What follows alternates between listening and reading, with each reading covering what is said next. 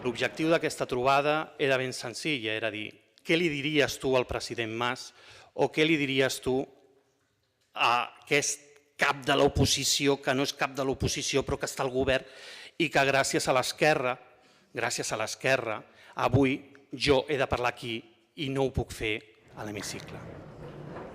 Necessitem més inversió social i necessitem un nou model, una nova política social que recuperi més aviat el d'abans que no el que estem fent ara, en el sentit que crec que ha de passar per l'articulació dels governs amb el tercer sector i els moviments socials i en especial amb aquesta articulació amb l'administració, les administracions locals, que és la millor manera de poder generar benestar des de la proximitat a les necessitats de les persones.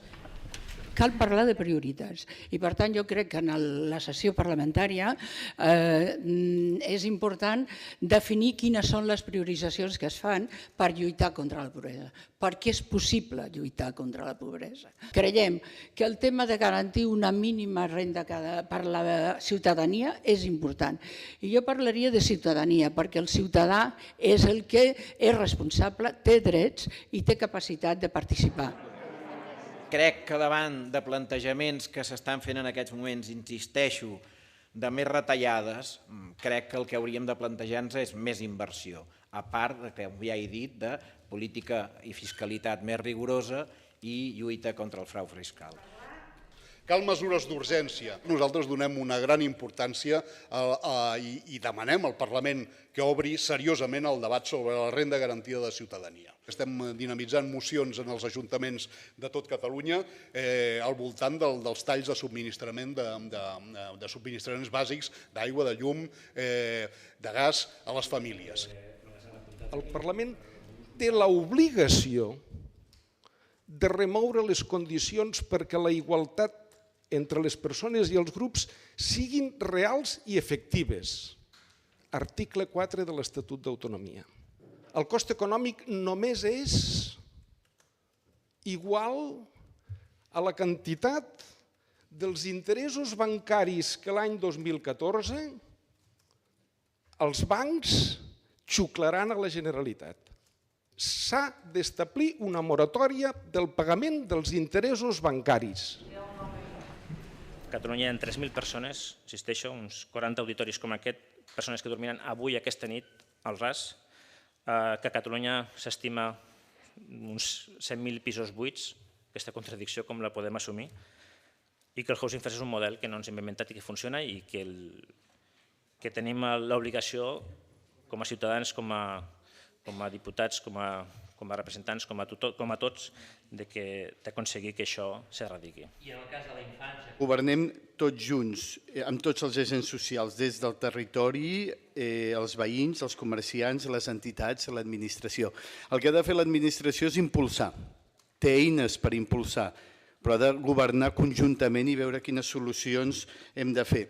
No entenem com es pot, des de qualsevol lloc del nostre territori, saber quina malaltia tenim, el metge pot saber quina malaltia tenim, i no podem saber la situació concreta de cada família, de cada persona en situació de desavantatge social. Senyores i senyors, hem signat un pacte per la infància, el vam signar el mes de juliol. Hem fet una cosa molt difícil, que és posar-nos d'acord agents socials, entitats socials i partits polítics per prioritzar la infància i treballar per ella. Recuperem aquest esperit del pacte, traduïm-lo en mesures concretes, polítiques i pressupostàries que facin que treballem de manera efectiva perquè els drets dels infants no es vegin vulnerats.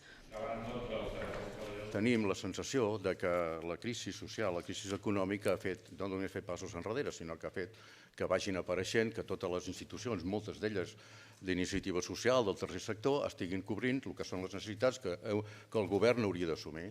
I per tant estem dient que això s'ha de vigilar. No pot ser que hi hagi institucions d'iniciativa social que surtin avui i facin una manifestació i diguin escolta, fem una crida a que els empresaris donin ocupació a aquelles persones a l'atur que tenen fills al seu càrrec. Això no ho ha de fer-ho, no haurien de fer-ho les institucions que estan al tercer sector o els bancs d'aliments o tot allò que estem aportant per lluitar contra la pobresa. Això han de ser política social i les hem de garantir, les ha de garantir aquest Parlament.